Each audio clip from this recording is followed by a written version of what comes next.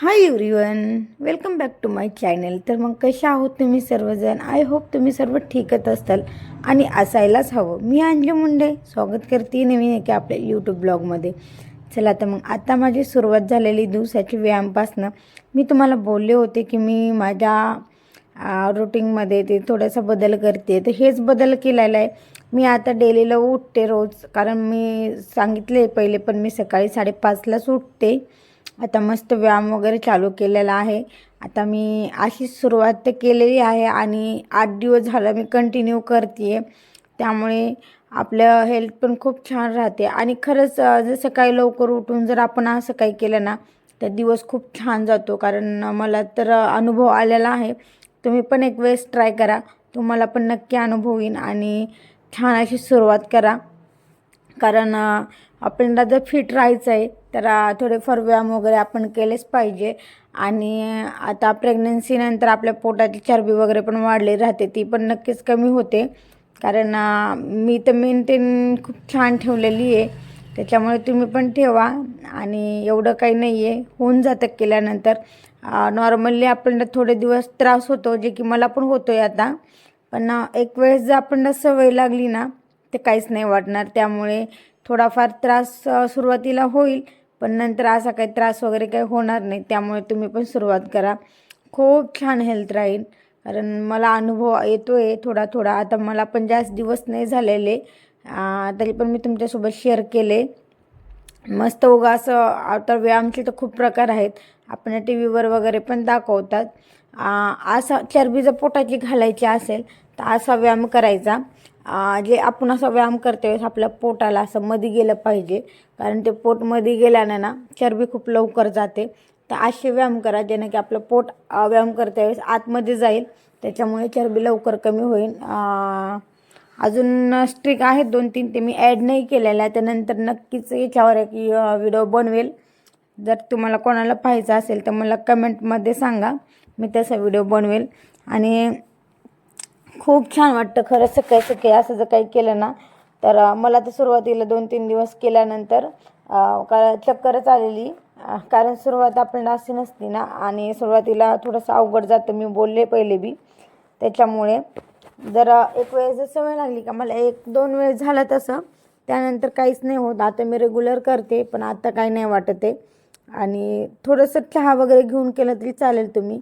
आणि जर सकाळी न काही खाता पिता केलं तर अजून बेटरच राहील, ते तर चांगलंच आहे. मी तर चहा वगैरे घेऊनच करते, कारण चहा घेऊन पण मला चक्कर आल्यासारखं झालं होतं. त्यामुळे मी अशी उपाशी पोटी वगैरे काही नाही करत, पहिले चहा घेते आणि नंतरच करते. मी आता डिकॉशन चहा घेते, म्हणजे काळा चहा घेते 1 कप, आणि त्यानंतरच हे सुरू करते.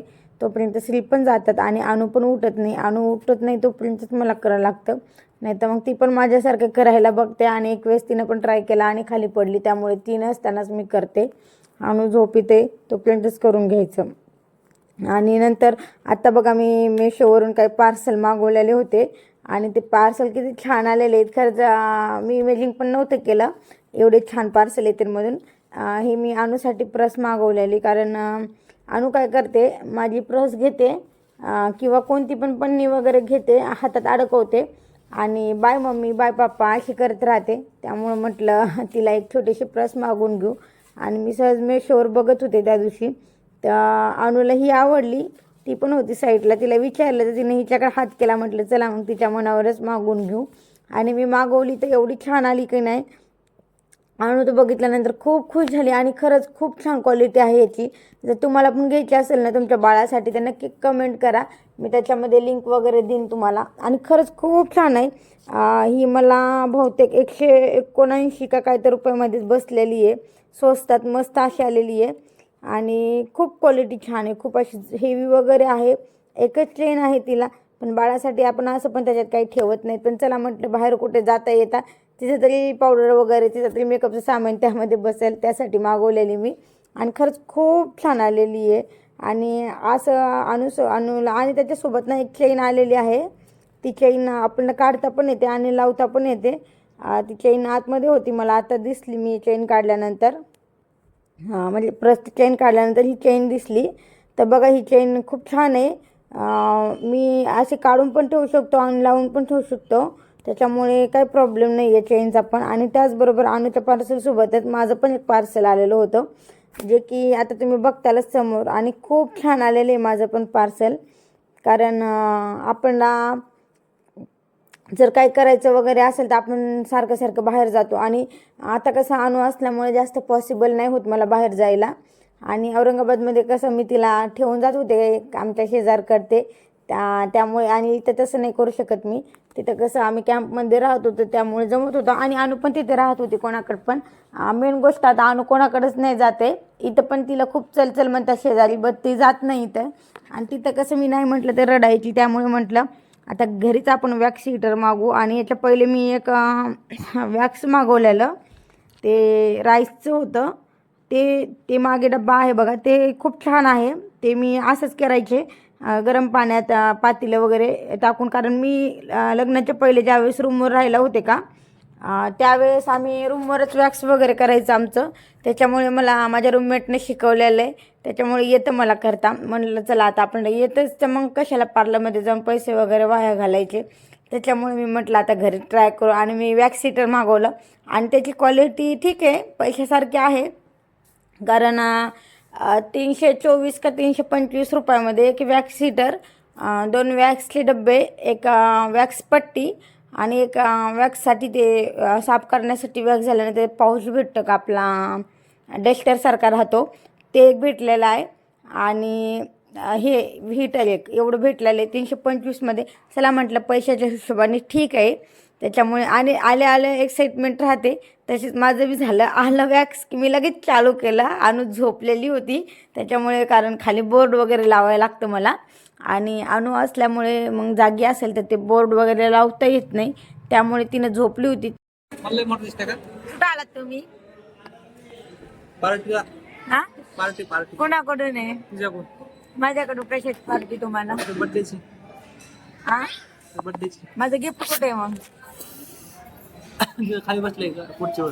ते नाही, काय पाहिजे? पार्टी घ्यायली ना. केक आणलाय घरी. केक नाही पाहिजे. पार्टी माझ्याकडूनच आहे मग तुला. किती पलटू आहे, लगेच पलटतात. पलटू आहे मग. आता गिफ्ट म्हणलं की लगेच म्हणते पार्टी माझ्याकडून. बबलू इकडे बघ बाळा, आपले पप्पा पलटू आहेत ना? नाही आहेत ना बाळा? आहेत ना? नाही मग. आहेत ना बाळा? बबलू तुला पार्टी कोणाकडून पाहिजे, मम्मी कोण का पप्पा कोण? हा, मम्मी पोरगी माझ्याकडे करायची. तिला माझ्याकडनं पार्टी पाहिजे. कुणाकडून पाहिजे बाळा पार्टी? तू कशी खाणार पार्टी? कशी खाणार पार्टी?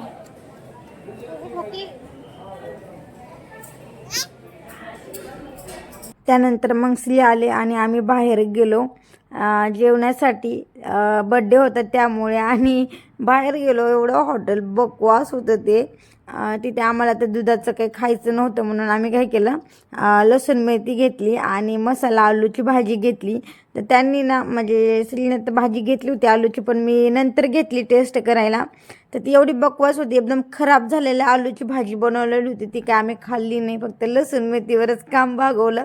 आणि फर्स्ट टाईम असं झालं की आम्ही बड्डेला गेलो आणि जेवण असं भेटलं नाही. तर आम्ही ज्यावेळेस संभाजीनगरला होतो त्यावेळेस आमचं एकच हॉटेल होतं फिक्स, रेड वेल्वेट म्हणून. आणि तिथं ते तारा सिंग होते, तर ते एवढं भारी जेवण द्यायचे, आणि त्यांच्यातर्फे आम्हाला फ्री पण राहायचं. आणि मेन म्हणजे बड्डे असेल तर केक आमचा त्यांच्यातर्फे राहायचा, हॉटेलतर्फे, कारण आमचं फिक्स हॉटेल होतं ते. त्याच्यानंतर मग असं जेवण वगैरे केलं आणि घरी आलो. एकदम मूड खराब झालं त्या जेवणामुळे. घरी आलो नंतर मग श्रीनं मस्त असा केक वगैरे आणून ठेवलेला होता. घरी आलो, बड्डे सेलिब्रेशन केला. आणि आमच्या अनुची धडपड फक्त केक खाण्यासाठी होत होती, दुसरं काहीच नाही. कारण तिला एवढं केक चॉकलेट आवडतं, खूप आवडतं तिला केक आणि चॉकलेट. आणि ती कशी करते केक खाण्यासाठी, तिला जे म्हणून का ती ऐकत होती. ती समोरून बस म्हणलं की तिथं बसायची, आणि ती केकला बघूनच उड्या मागत होती. ती काय माझा बड्डे म्हणून उड्या मागत होती. तिला विचारलं बड्डे कोणाचा, का ती स्वतःचाच बड्डे म्हणायची.